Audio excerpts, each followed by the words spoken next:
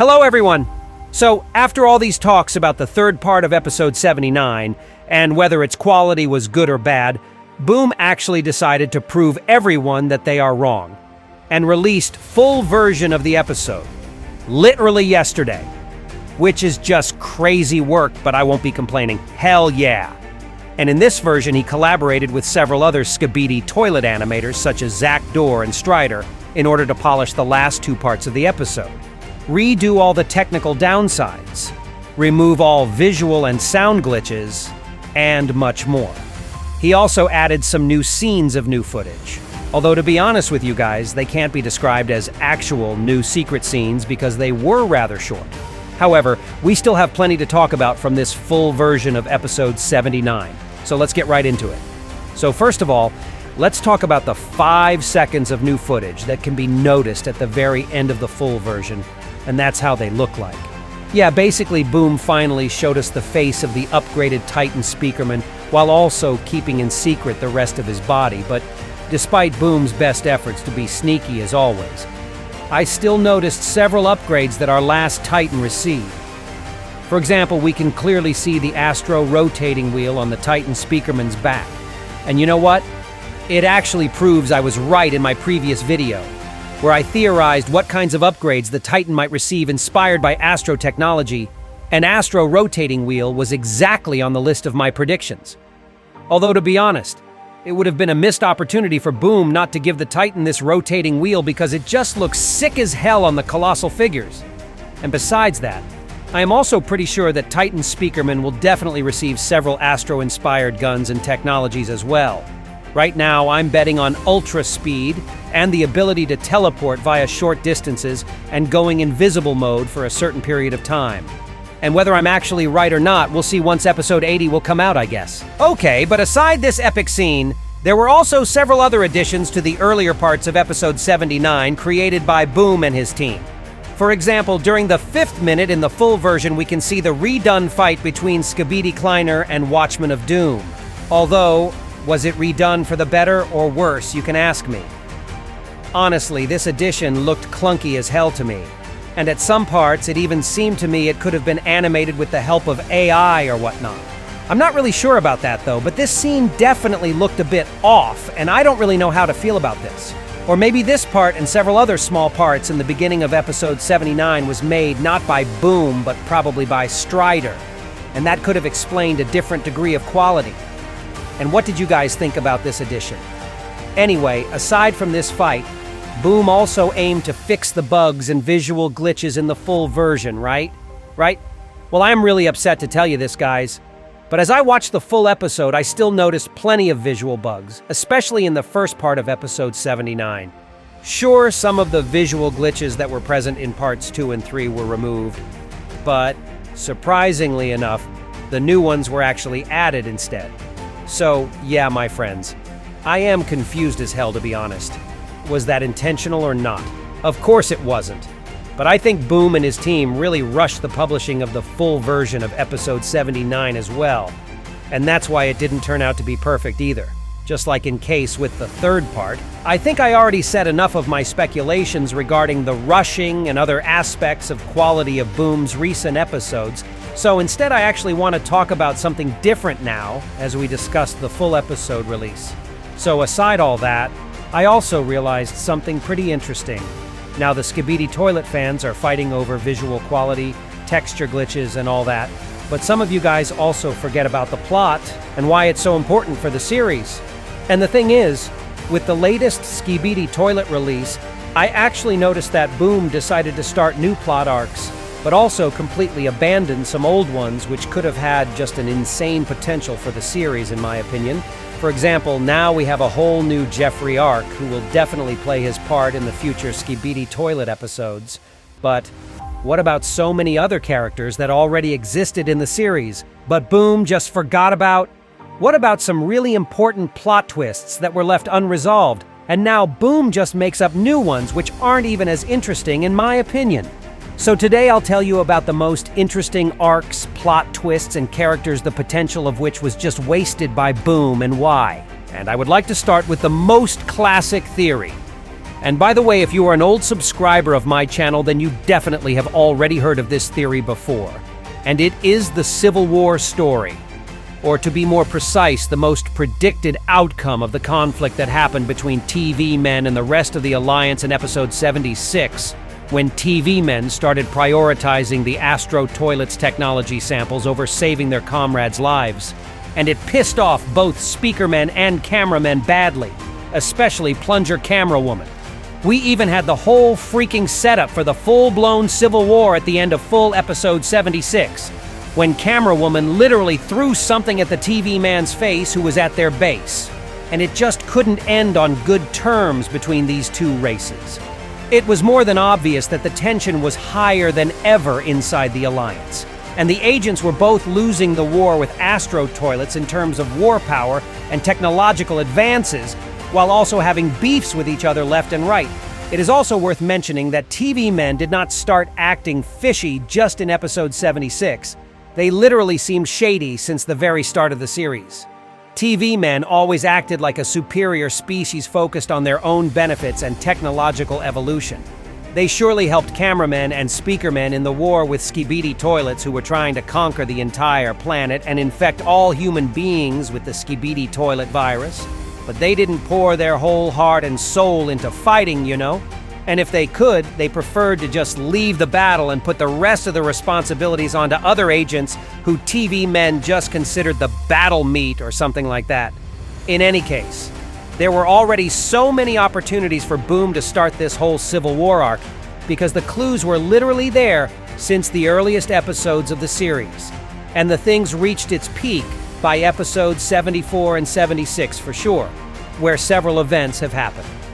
Firstly, Titan TV Man was clearly shown having some core misunderstandings with TV Man's scientist, one of the authority figures in TV Men's race, which could have meant that soon the Titan would be having a split in his own morale regarding TV Men's actions, and he could even start fighting against his own race, which would definitely be a very interesting conflict. But oh well, we lost this premise to a Watchman of Doom arc instead. And secondly, as I've already said, in episode 76, we were given a literal setup for the full force Civil War arc. Or to be more specific, the confrontational arc between TV men and cameramen. So now imagine just for a moment, guys. What if Boom actually did go through with that Civil War arc instead of just abandoning it halfway for no freaking reason? Like, picture this. Right after the events of episode 76, the Alliance begins to crack from within due to all the war tension and their fear to lose it all in the end. The trust that once held the cameramen, speakermen, and TV men together starts to crumble piece by piece, and all those small disagreements that we saw before begin to turn into full-blown, massive ideological conflicts. Camera Woman, who's already furious at how cold and detached the TV men have become, could have easily stepped into the role of a rebellion leader. I mean, the one who refuses to keep obeying the cold logic of TV Man scientist and his technological superiority first mentality. Not to mention that Camera Woman was also specifically unhinged after losing Plungermen and all that stuff, so she could be much more emotionally vulnerable and easy to get raged. So you can easily imagine her rallying the cameramen and even some speakermen to her side, telling them that the war should be fought with heart and loyalty and not with endless experiments and data collection. Meanwhile, inside the TV Men's faction itself, things would start going off the rails too. TV Man scientist, who is always calculating and always suspiciously secretive, would probably double down on his belief that only his inventions can save the Alliance, even if it means sacrificing lives in the process. That's where Daddy TV Man, aka Elite TV Man, could come into play as his personal enforcer, acting as a sort of emotionless guardian of the TV Man order. But Polycephaly, who has always been portrayed as more emotionally grounded and friendly to the other Alliance's agents, might begin questioning these extreme methods, realizing that what they're doing is starting to look more like domination than protection. That right there could spark an internal power struggle within the TV men themselves. Scientist and Elite TV Man leading the authoritarian side, and Polycephaly representing those who still want unity and healthy cooperation with cameramen and speakermen. And you just know that Larry would get tangled up in this mess too. And realizing how unhinged and unpredictable this bro is, his role could actually be anything. He could act both as the comedic relief trying to ease the tension inside his faction, or like a literal diplomat trying to keep everyone from tearing each other apart. Or he would just start fighting with everyone for fun, I don't know. And going back to polycephaly again, he could have been this perfect voice of reason type of character, desperately trying to prevent the Alliance's collapse while being forced to choose between his loyalty to the TV men and his friendship with the rest of the Alliance. Imagine the emotional weight if he ended up betraying one side just to save the other, or even worse, being destroyed during a confrontation that spiraled out of control.